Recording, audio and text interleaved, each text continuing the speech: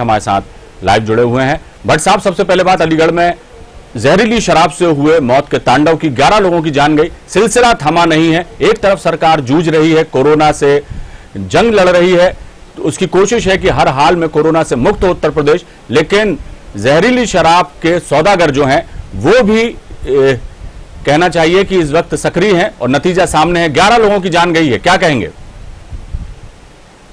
एक बड़ी खबर आई है कि अलीगढ़ जहरीली शराब कांड में वहां के जिला आबकारी अधिकारी और आबकारी निरीक्षक और एक हेड कांस्टेबल जो आबकारी विभाग का ही है, उसको मुख्यमंत्री ने निलंबित कर दिया। सीधे तौर पर बड़ी कार्रवाई की है। निश्चित रूप से इस कार्रवाई की अपेक्षा भी की जा रही थी। जिस तरह से अलीगढ़ में ये घटना हुई है, 11 लोगों की जानें गई हैं और उसके साथ साथ करीबन 1 दर्जन लोग अस्पताल में भर्ती हैं। तो साफ तौर पे जिस तरह से सरकारी ठेके पर ये शराब वहां बेची जा रही थी और इन लोगों को दी गई, जिससे वहां इन लोगों ने इसको खरीद कर पिया और उसके बाद 11 लोगों की जानें चली गई। इसमें 3-4 लोगों की वो आंख से अंधे हो गए हैं। तो जाहिर सी बात है, कहीं न कहीं ये सरकारी ठेकों पर जो इस तरह का काम हो रहा है, ये मुख्यमंत्री को काफी नागवार गुजरा है और उन्होंने इसके जांच के आदेश दे दिए हैं। और प्रथम दृष्टया जैसे ही ये खबर आई है, तुरंत जो है उन्होंने इस पर कार्रवाई करते हुए और तत्काल प्रभाव से इन उच्च अधिकारी को खिलाफ कार्रवाई करते हुए उनको निलंबित कर दिया। निश्चित रूप से कहा जाए अविनाश, तो ये जो जहरीली शराब है, ये उत्तर प्रदेश में ये आज की बीमारी नहीं है, ये बहुत सालों पहले की ये बीमारी है। लगातार ये कुटीर उद्योग धंधों के तरह ये यहाँ पे चल रही है और इससे आज 11 लोग ही नहीं, अगर देखा जाए तो इन 4 सालों में लगभग सैकड़ों लोगों की मौतें हुई हैं और पूरे उत्तर प्रदेश में ये कई 100 करोड़ का ये ऑर्गेनाइज तरीके का धंधा है।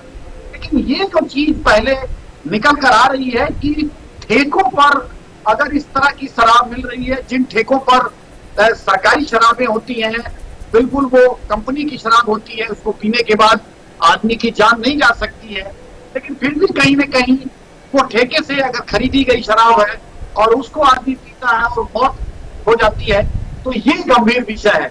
और ये कहीं न कहीं वहां के जो आबकारी अधिकारी हैं, पुलिस प्रशासन है, उसका एक बड़ा फेलियर है। और निश्चित रूप से कहा जाए कि 11 लोगों की जानें गई हैं, 1 दर्जन से ज्यादा लोग जो है अस्पताल में भर्ती हैं। तो ये सरकार को इस पर कड़ी कार्रवाई करनी चाहिए और सरकार ने किया भी है। लेकिन सबसे बड़ी बात यह है कि आखिर इसकी बार बार पुनरावृत्ति क्यों होती है? यानी कि ये घटनाएं कभी लखनऊ में, कभी कानपुर, कभी फर्रुखाबाद, कभी उन्नाव, ये बार बार ये चीजें क्यों होती हैं? ये रुकती क्यों नहीं है? तो निश्चित रूप से इसका एक बड़ा कारण है। वो कारण ये है कि उत्तर प्रदेश में जो शराब है वो महंगी है और हरियाणा में जो शराब है वो सस्ती है। यहाँ के लोग महंगी शराब, जो मजदूर वर्ग के लोग हैं, ग्राउंड लेवल के लोग हैं, जो जिनके पास इतना पैसा नहीं है कि वो 100 रुपए की शराब पिए, वो सस्ती शराब खरीदते हैं, जहरीली शराब खरीदते हैं और उसको पीते हैं और मौत को गले लगा देते हैं। तो जाहिर सी बात है, सरकार को ये चिंता है आबकारी का राजस्व बढ़ाने का। हर साल वो आबकारी का राजस्व बढ़ाती है, पौवे पे दाम बढ़ जाता है, लोग उसको खरीद नहीं पाते हैं। देहात क्षेत्रों के लोग सस्ती शराब खरीदते हैं और उसको पीते हैं और मौत को गले लगा लेते हैं। भट्ट साहब, लेकिन एक बात है, ये जो बात होती है कि राजस्व बढ़ाने के लिए सरकार हर साल ठेकों की जो नीलामी करती है उसका बढ़ाकर दाम रखे जाते हैं और महंगी शराब होने की वजह से जो शराब के तस्कर हैं या सौदागर हैं जो अवैध रूप से शराब बेचते हैं, वो जो जिनको शराब बेचते हैं वो इस तरह की का शिकार होते हैं।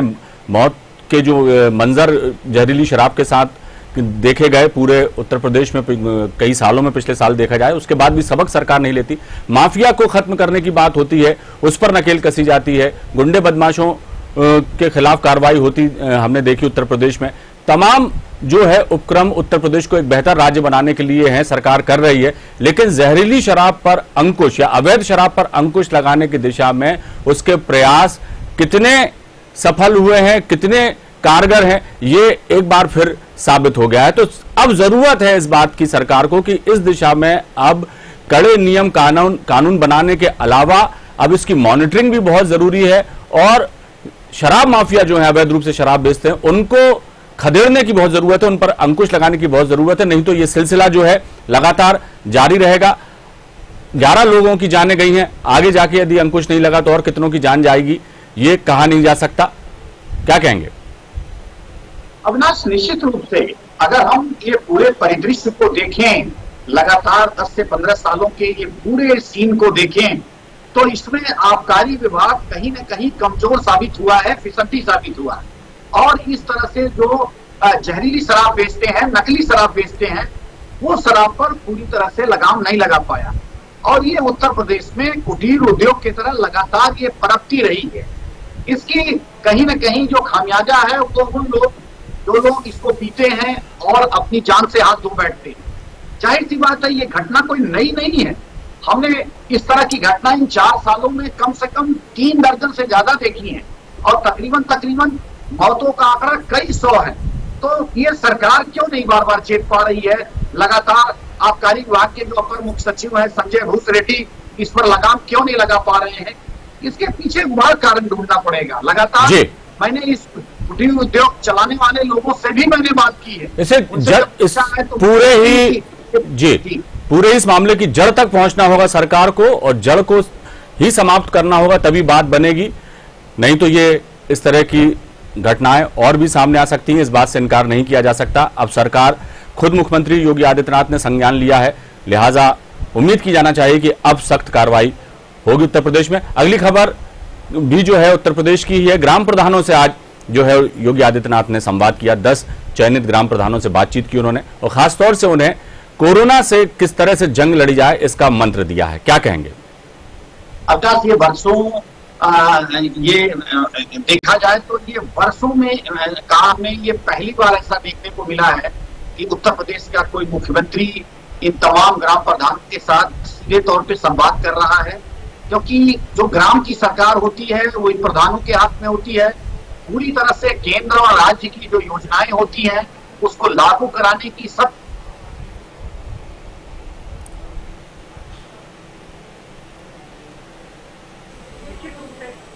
कहा जाए तो कहीं न कहीं ये अगर अपने ढंग से काम करें तो उसका फायदा ग्राउंड लेवल पर ग्रामीण अंचल को बहुत होता है और खासतौर पे ग्रामवासियों को होता है।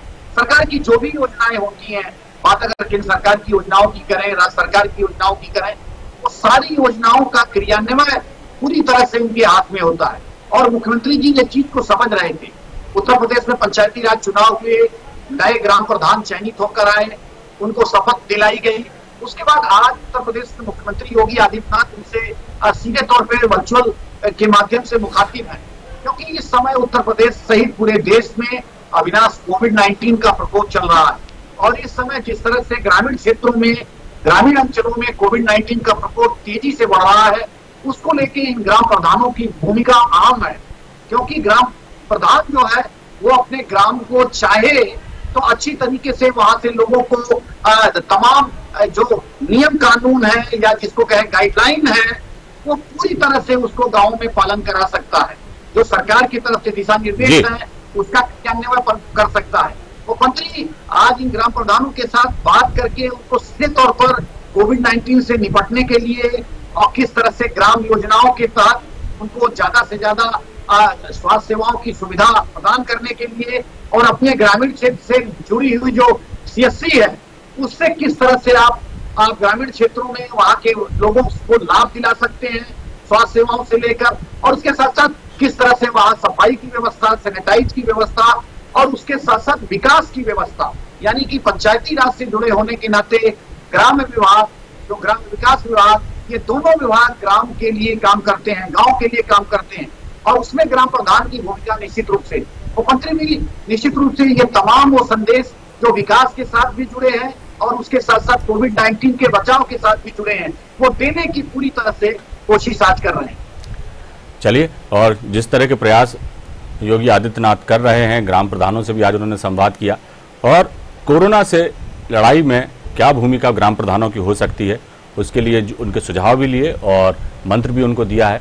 और उम्मीद की जाना चाहिए कि योगी आदित्यनाथ की ये कोशिशें जल्द ही रंग लाएं और कोरोना से पूरे उत्तर प्रदेश को मुक्ति मिले।